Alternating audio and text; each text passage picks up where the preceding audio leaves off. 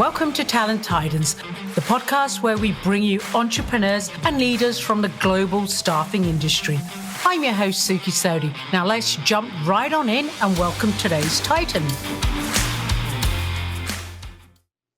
Hi, welcome to another episode of Talent Titans. My guest today, Greg Fischer, the founder of Well-Oiled Machine, has taken that offshore model and flipped it on its head. Greg, welcome. Thank you. Excited to be here.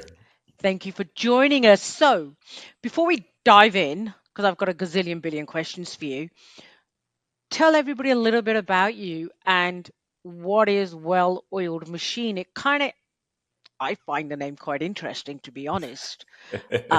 So who are you? What is Well-Oiled Machine? Yeah, so I am previously the owner and operator of a healthcare recruitment agency called AMI Network. We can certainly dive into that story if you'd like to, but the very short version is we built a $4 million agency with 7 figures in EBITDA by having 40% of our company offshore. And it took a lot of mistakes to get there. But when I ultimately exited later last year, I had a lot of agencies reaching out to me to say, hey, we tried this offshore thing. We failed miserably. You keep claiming it works really well. Can you teach us how to do it? And very quickly, it almost felt like I was drawn like a magnet to start my current company, Well-Oiled Machine, which helps staffing agencies and recruitment firms build internal offshore teams to scale their agencies. And where did the name come from? Okay, ChatGPT did half of it. Hey, you're being honest, right? Yeah, but there was a lot of prompting. I'll get credit for the prompt. Okay. I actually now that I know what you do, Yeah. it kind of makes sense. But when we originally started speaking, I was like, Well-Oiled Machine? What is that, right? So you said the healthcare agency took it to 4 mil. 4 mil, did you say? Sorry? Yep. Let me back up a second. Typically, when we think of offshore, we just think, oh God, right? Oh my God. One of two things happen. You quote unquote engage with an offshore company, whether they're in India, Philippines, South America, and it might be cheaper, but it is a heck of a nightmare. And then you have, which is your area of expertise, well, how do I set up my own offshore again, whether I'm going Philippines, India, doesn't really matter. Honestly, when I think of that, I still think, oh God. Right? I literally, it's enough to give me anxiety, just the thought of having to quote unquote manage that operation. No, let me back up, even set up the operation correctly. Yeah. That's where you come in. Yep. And as you said, that's where the name comes in, because I think typically it's anything but well-oiled. That was our experience. I mean, I think we made every possible mistake, and it was just simply we were banging our head against the wall for 4 years at $1 million in revenue. And we, typical challenge where you have the owner doing sales, doing account management, managing recruiters, running a partial desk, not doing any of them well. And we were cash flow positive, but not enough so that we wanted to take money out and start to hire a sales team. And so we really wanted to grow, and it felt impossible to grow. And this was just, it seemed like the one way to do it. And so we hired freelancers who ghosted us. We hired BPOs in India who we were just pulling our hair out going, what, we asked for this resume and you're sending us this resume. And so we kept trying and we kept trying and we kept trying. And what we realized was a few things. That it was really, it sounds so simple, but you have to treat onshore or offshore like onshore. And so that means, if you want to hire a great recruiter to work onshore, you don't go post the job on Upwork and expect a great recruiter. You don't just say, hey, go use your internal tools and go find candidates. Like you go recruit really intelligently in the places where you're going to find a great person. and you go build out very specific processes and you actually take them through training. You don't just throw them in there. And then you have a management process and you say, I'm going to do quality control. I'm going to set goals. We're going to meet weekly, monthly, and quarterly to review performance. And it took us probably a year before we really started to get good results. But once we were like, wow, this is a superpower, and became addicted. And when we hired, I think out of our 40-person agency, 18 of them worked in other countries. In your experience, it's two questions actually. One, what was the biggest mistake you guys made in that initial launch, setting it up for yourselves? And two, what is the biggest mistake you see agencies making now when they are trying to set up their offshore, regardless of where the offshore is? Yeah, I think the biggest initial mistake was hiring the wrong person. So first it was using the BPOs who just said they'd do it for us. And then it was hiring freelancers who were holding down 5 jobs. So that was probably the biggest one that we made over and over and over again. For agencies, I think some of them get that first part right. Most of them don't. But probably the biggest mistake I see that they're not even realizing they're making is they don't realize that they need to invest in a lot of training and onboarding. And they don't realize that they need to invest in having an actual management process. Yeah. Do you think, and I don't know if this is true or not, right? So actually, before I tell you what I was thinking, let me turn it into a question. Why do you think that is? They You don't know, put that process in place. You know what? I've been asking myself this, and I probably need to put some posts out there on LinkedIn about it and see what I get back. Yep. But I think the reality is that when most agencies are looking at onshore, they kind of want an easy button. They're like, I don't want to do this sourcing thing. We need more candidates. Like, click easy button, offshore, go fix this for me. And I think because that's the type of solution they're looking for, they miss that yes, it can do that, but it's not going to be easy. It's interesting you went there because, well, what I was going to say before I turned it into a question is I think just based on talking to recruitment companies all day long, I think part of it is you're exactly right. That easy button. Yeah. How difficult can it be to do some sourcing, right? And I think the second one is the time zone, right? Especially if you're here in North America and you put your offshore in the Philippines or Yeah. India. When you do it in South America, quote unquote, it's a little better. Yeah. And the other part that I was thinking was, I don't think they see their offshore team as part of the team in the same way. Would that No. be fair? No. Yeah, that's really accurate. And that's something that I kind of wanted from the get-go. I think I'm a little probably different than most people who spend 10 years in recruitment in that I was never really passionate about recruitment. I was like, oh, this is nice. We got somebody a job. We helped the company fill a role, but I was never Yep. like really passionate. But what I was really passionate about was the people and our team. And I got so much satisfaction about seeing them successful and light up. And so just from the get-go, when we hired offshore people, I'm like, no, these are our people. Like, this is our team. And we invested really heavily in bringing them into our meetings and doing team building events and doing feedback sessions, and had a manager dedicated to that staff. So for us, it always felt cohesive. And that's something that I work with clients on now, is how can you bring those two teams together? But you're right. Most people don't view them as team members. You actually hear the term resources a lot. Oh God, as soon as I say this, I'm sure people are going to hear it not how it's meant, but Yeah. out of sight, out of mind, Yeah. right? And then you have the cultural differences, again, depending where you go. And it almost becomes this headache. Yeah. It just becomes this headache.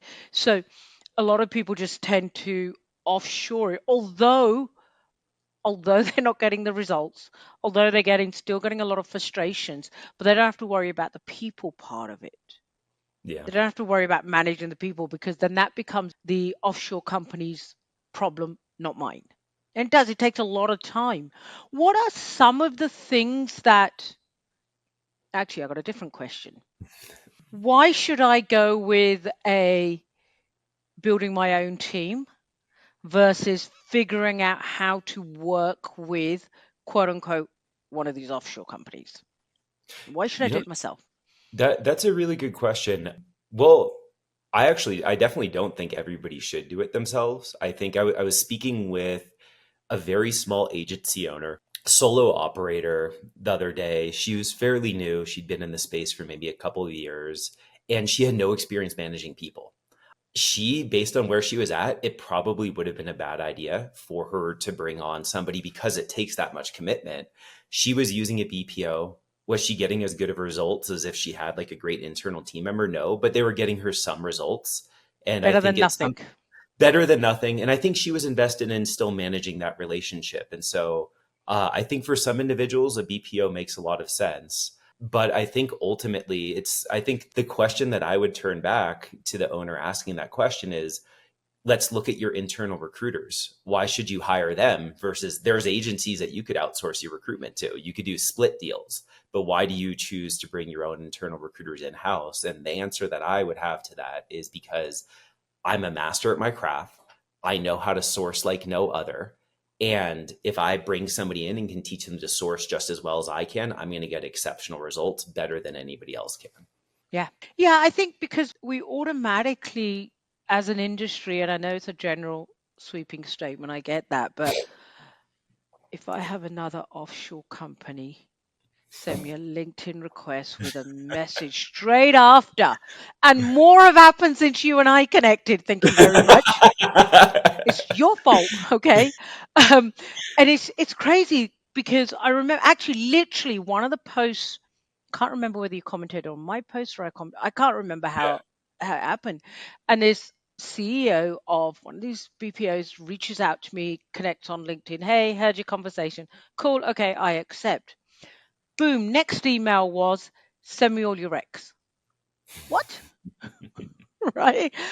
We're so quote unquote exhausted with that I worry people listen to what you're saying and doing and they think this is an easier button. Earlier on, we said that was easy, but if I Yeah. come from the other angle, it's easier if I just do it myself. I don't have to get bombarded and stuff like that, right? So when you're talking to these potential companies that are going to offshore their team, what is their biggest fear around it then? Because, okay, I get it. You've mentioned who this is right for and who it's not.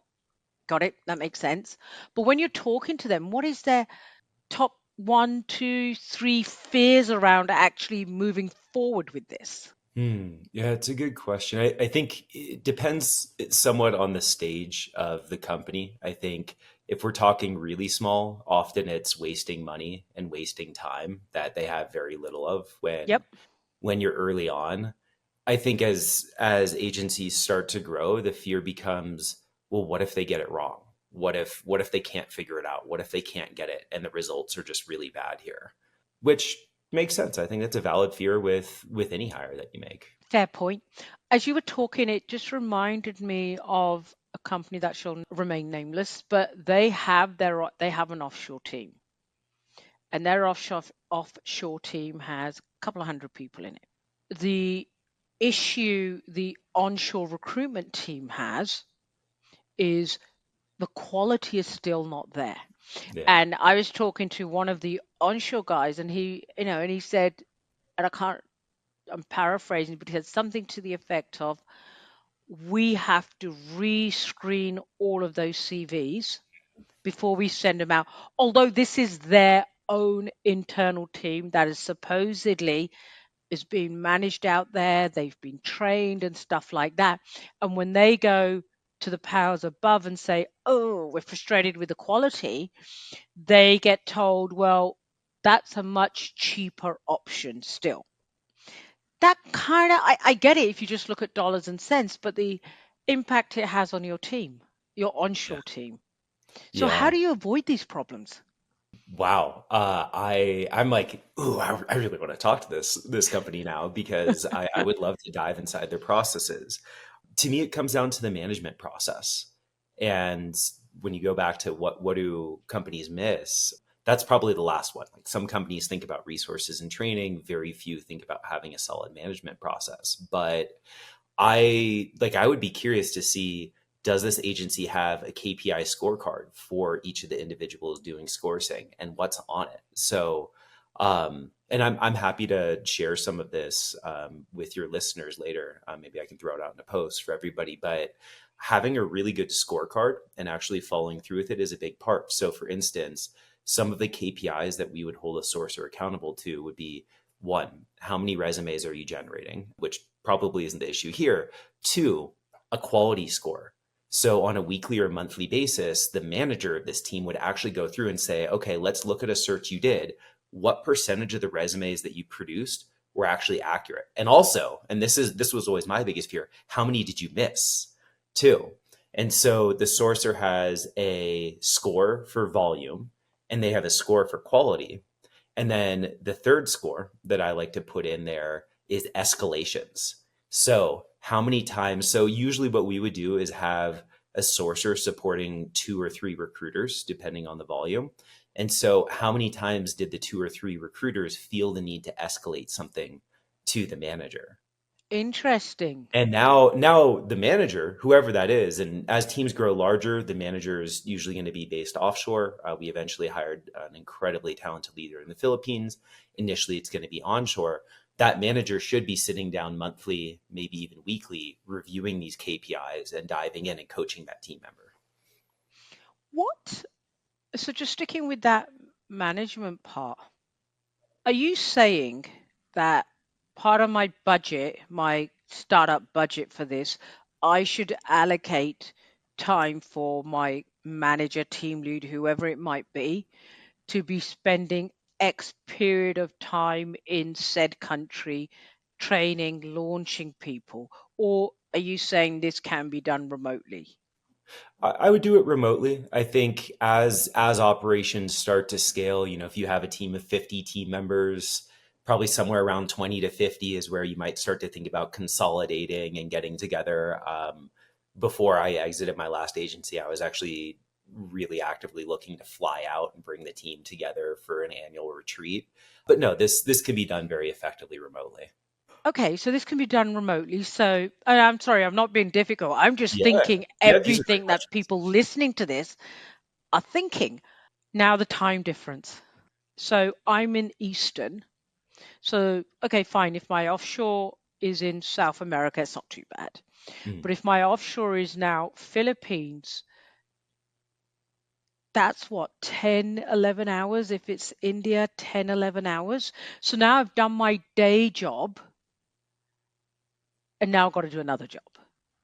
How do people get around that? What's some of the ways to get around that? Yeah, it's a good question. And this is where I think being really deliberate with what country you hiring is a big part of it. And that's something when I work with a client, we spend a lot of time mapping out what does this role look like. So that's the first place I would start is just getting very clear on what are the responsibilities of this role? What are you hoping to accomplish? One of those questions would be how much does time zone matter? How much does alignment with your country's culture matter? And then from there, hiring accordingly. For entry level roles like sourcers or sales prospectors, I do tend to prefer to go to Southeast Asia because of the cost difference. And I think culturally, there's a lot of strengths in that part of the world. So yeah, usually it's going to be India, Pakistan, Philippines are the places to hire from those roles. Usually what I'll do is set a very clear expectation for overlap. So I've seen some teams that just require following a US schedule, and I think that's totally okay. Like if you're in a rapid fire staffing space where you need to be able to respond immediately, you probably just need to set, hey, these are the hours. And the nice thing is in a country like the Philippines, there's such a big culture with alignment with work hours in other countries that you can actually find really talented people who will spend their whole career working night shifts. So Well, my it VA's is, been with us 4 years now, yeah, three, four, and that's what she does. She works 8 to 5, yeah, 8 to 4, 8 to 3, depending on what's happening, Monday to Friday, and she's yeah. always done that. Yeah, and you can do that. I wanted to go with a little bit more flexibility to help increase tenure, though to your point, you can have somebody forever.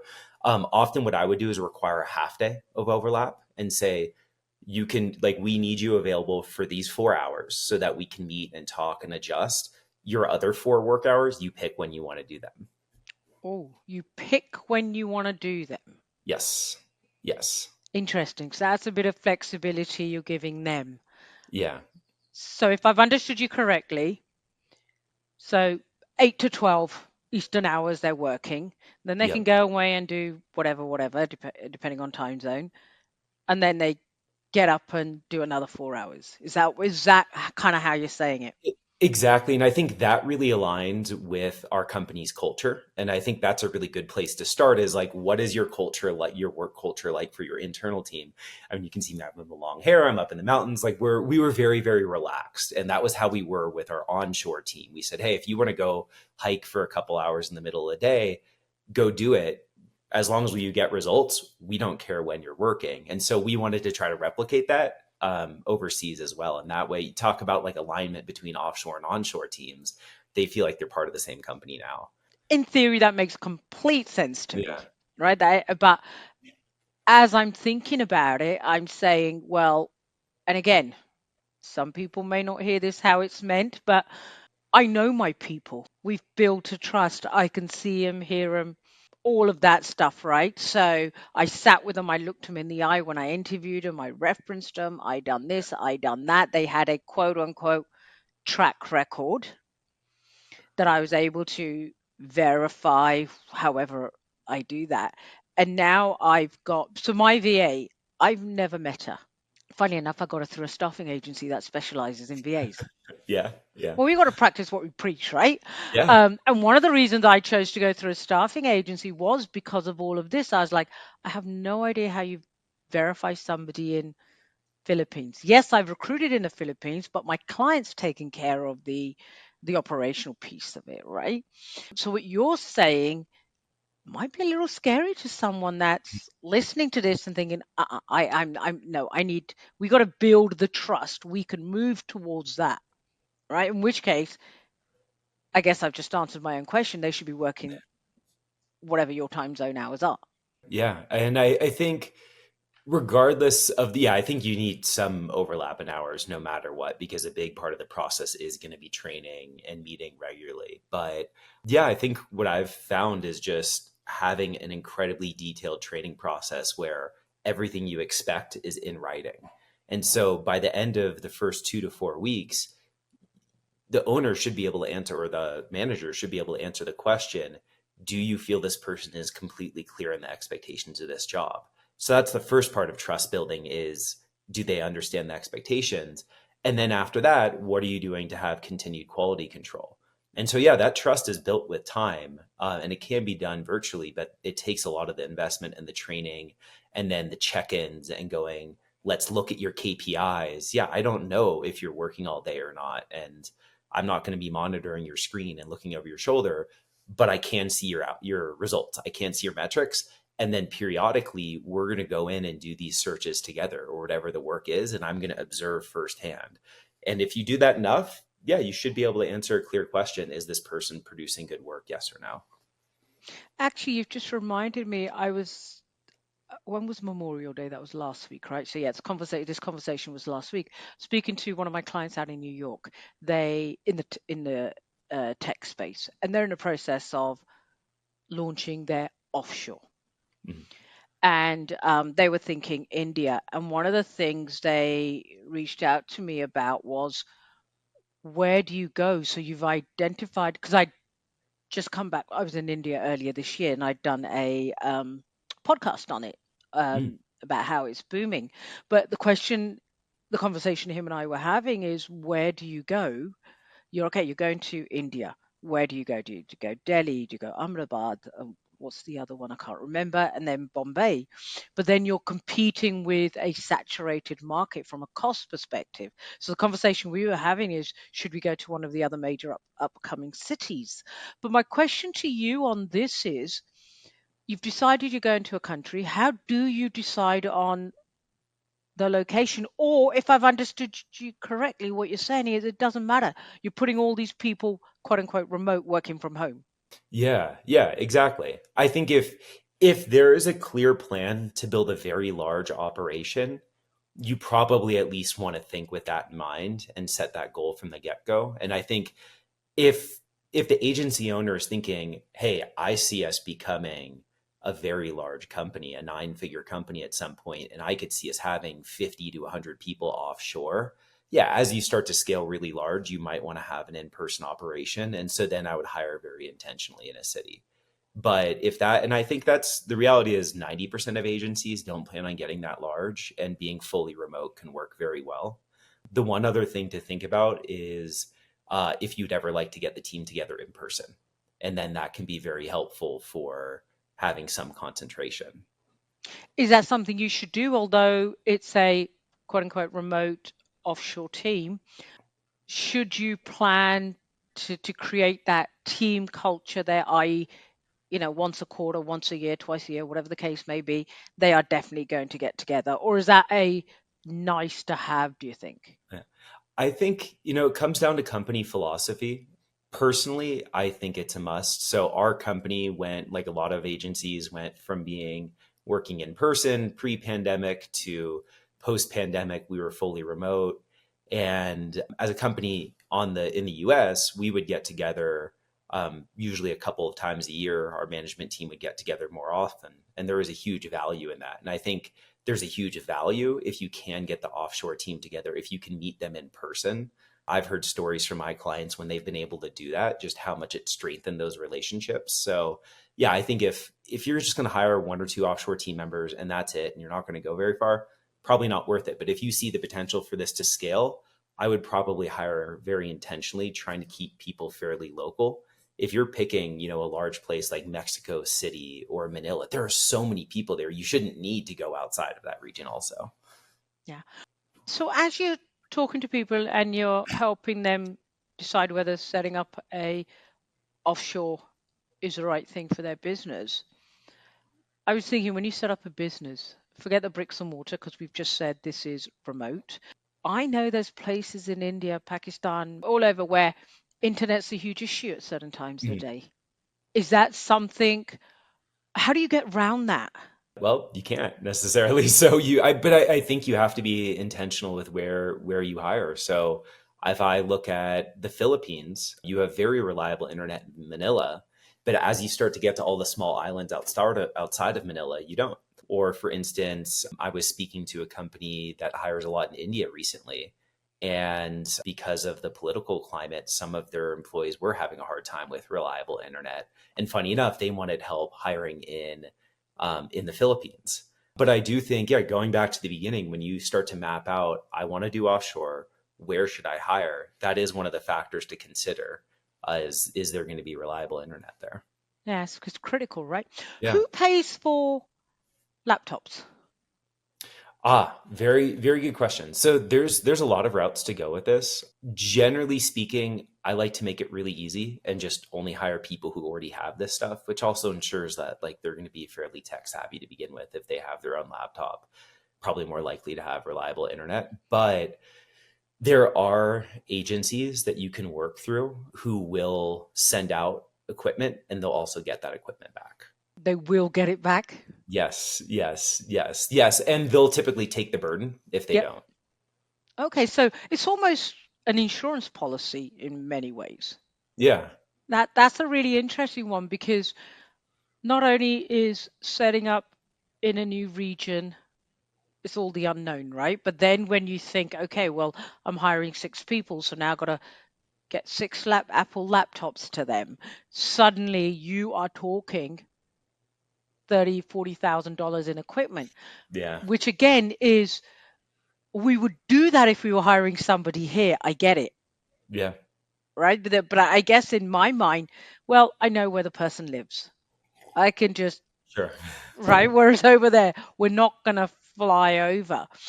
You was talking earlier about, if you were doing resources, you'd go Philippines, India, and places like that.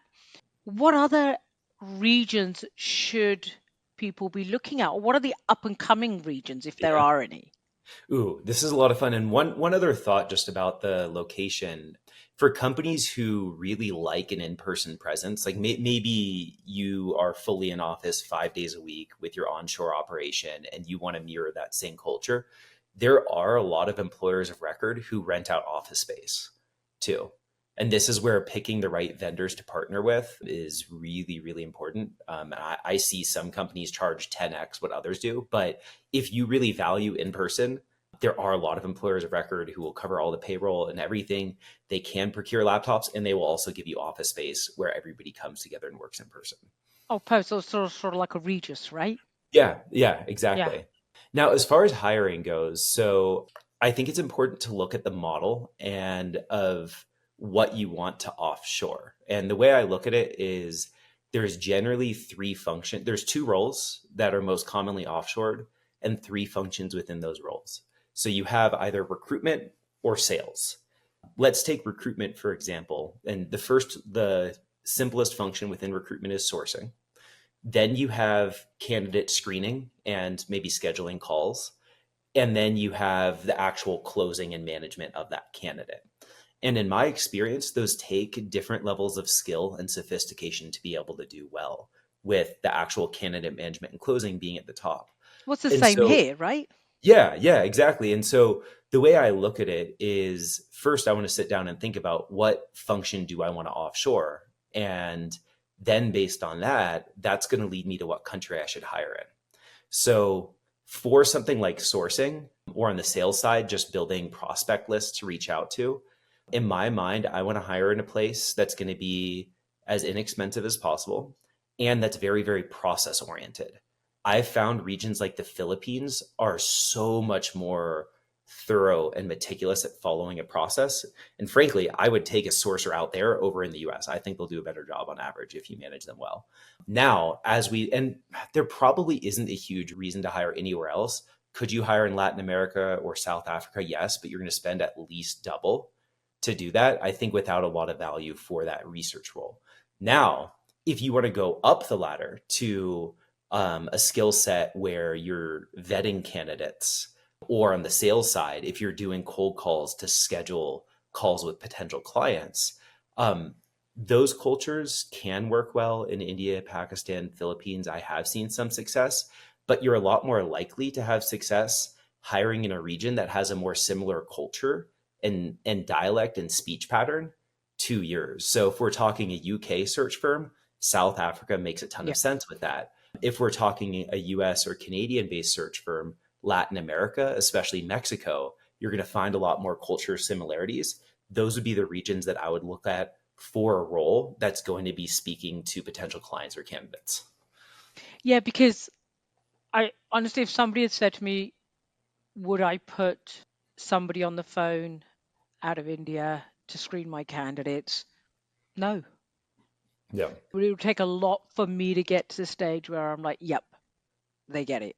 And it's not for any other reason other than the cultural Yeah. and and the difference, although their English is amazing, but the way they speak the English is not how we speak it here. Yeah. It's more rigid Yeah. and structured. Yeah. Yeah. I mean they've paid for their education and they could I'm born and bred in England. Somebody in India could probably write a much better report than I can. In fact, I know they can, right? But when it comes to that, it's that nuances because we don't, I can't remember the last time I said, hello, madam. I Yeah. can't remember, or sir for that matter, Yeah. right? So, although that's a tiny little thing, it does make a difference. It does make a difference. So I just want to go back to something you said earlier when I was talking about the laptops. You said you can get companies that um, will take the burden and Yeah. what have you. Am I correct in assuming these are all partner relationships you've got already? Yeah. So it was not as if I would now have to go and find somebody to do that. You've got those relationships already. So now I know we've been talking for a while now, but I really want to talk about why should I use somebody like you, your services, as opposed to say, hey, pin here. So one of my colleagues, and I'm just going to pick on India again. Oh, he's from India. He knows the area. So we're going to get him to go. He's going to set it up. Why would I not do that and instead come to a specialist like yourself to do that launch?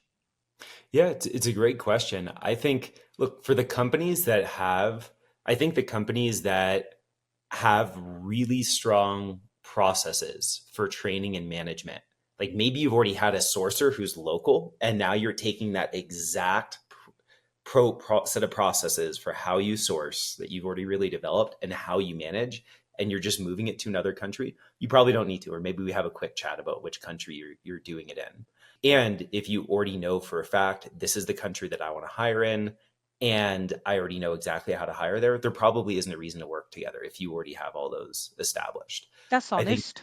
yeah, I think the reason, and there are probably 20% of the companies I talk to, I'm like, you're really well set. Let's just talk about where you're hiring. And actually, to the point you brought up earlier, which vendors to use Yep. is a really big difference. Do you want to do contractors, employees, benefits, not benefits? Like that selection can be hard. But I think for the companies that want to get it right from the start, so they want to pick the right country, they want to pick the right employment model, they want to get the right vendors, they don't want to try to guess and just bang their head against the wall and go through the process of getting it wrong a whole bunch. That's usually why you come to me, is when you want to get it right from the get-go. And how long does the process take in terms of the exploratory piece?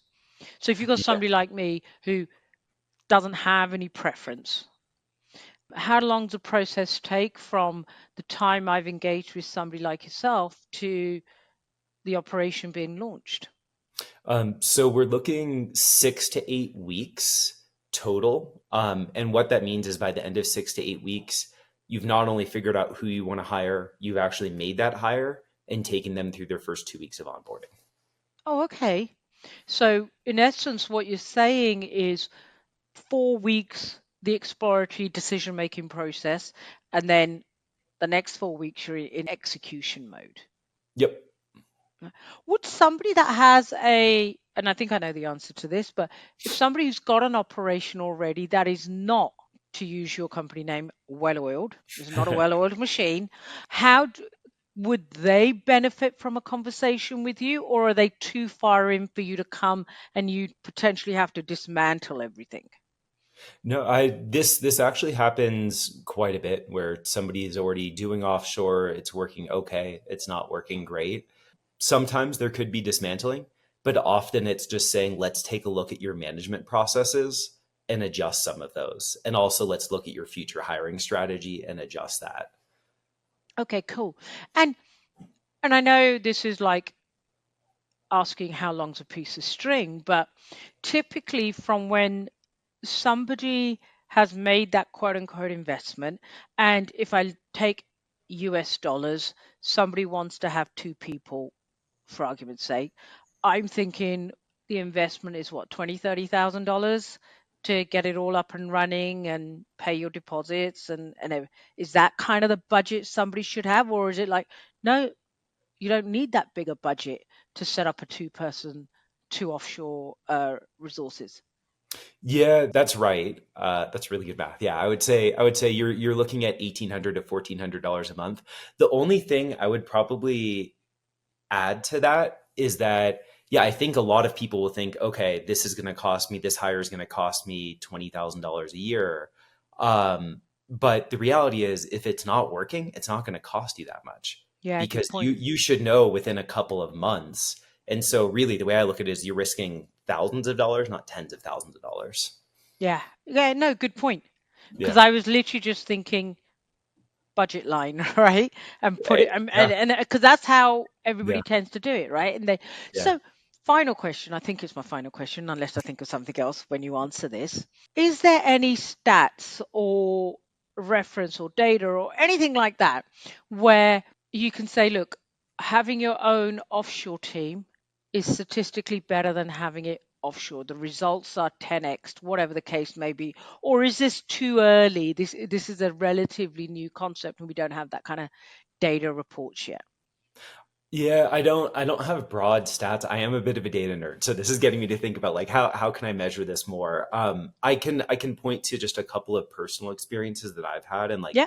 take these with a grain of salt. So when I look at the last agency that I ran, we had $4.2 million in gross margin. And I'll use gross margin because we were part direct hire, part contract staffing.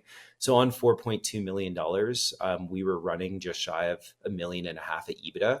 So those are really healthy margins and more healthy than most other agencies. So I think that's one data point to show is that it can work and it can be very, very, very profitable. I can also look at a client who I worked with late last year, who now we have a good amount of data. This was an agency they're in the contract space. There's a very heavily involved owner plus 2 recruiters. They literally doubled their submission count year over year within a quarter of doing this. And quality submissions. Yes. Now, would I say that every agency is going to do that? No, they had an extreme bottleneck on the sourcing side, and that just like blew the cap off of that. But yes, it can be very, very effective. Well, here's the thing, garbage in, garbage out, right? So if your sourcing is not optimized, and I get it, you can get bottlenecks at various stages. I'm not saying that, but the in is that sourcing piece, right? So that's really interesting because you're right. I should imagine it also depends on me as a leader, how I'm actually managing the process moving forward from the time you've helped me set it up, establish it. Okay, great. And you quote unquote do a handover. Then it depends on how well I manage those individuals. Yep. Right? Because that's where the results are going to come from. This has been really good. I've learned so much, and I hope the listeners have learned a lot. But I'm sure I've also I tried thinking of what questions listeners might have. Yeah. And I didn't prepare or anything because I thought, let's talk and see what questions I come up with. Someone wants to get hold of you. What's the best way to get hold of you? LinkedIn, you can find me very easily. Greg Fischer, Well-Oiled Machine, or my website, welloiledmachine.co. Or alternatively, reach out to me and I will connect you. Yep. Right? Amazing. Thank you ever so much for your time. This has been really good and I really appreciate it. Yeah, you got it. And I think whatever day this goes live, I will make a post on LinkedIn with at least the resource on here's the KPI scorecard I would use. So that way your listeners can check that out. And I do have some more resources online as far as cost guides for hiring in other countries, employment models. So amazing. There's a ton of good resources out there. Amazing. That'll be fantastic. I'm going to speak to Jeremy, my guy, so I hope I haven't spoken out of turn. I'm going to see if we can tag it actually in the podcast, right? The show notes. So definitely, I will get that to you. And thank you for sharing all of that. This was a lot of fun. Appreciate it. Thanks. Bye. All right. Bye. Thank you for listening to this episode of Talent Titans, brought to you by Recruitment Professional Forum, where they're building a grassroots community for professionals and leaders in the recruitment industry to collaborate, advocate, and advance the profession. If you liked or were inspired by what you heard, make sure to follow, subscribe, and even leave a review. It lets more talented recruiters like you find the show. Until next time, keep on being a talent titan.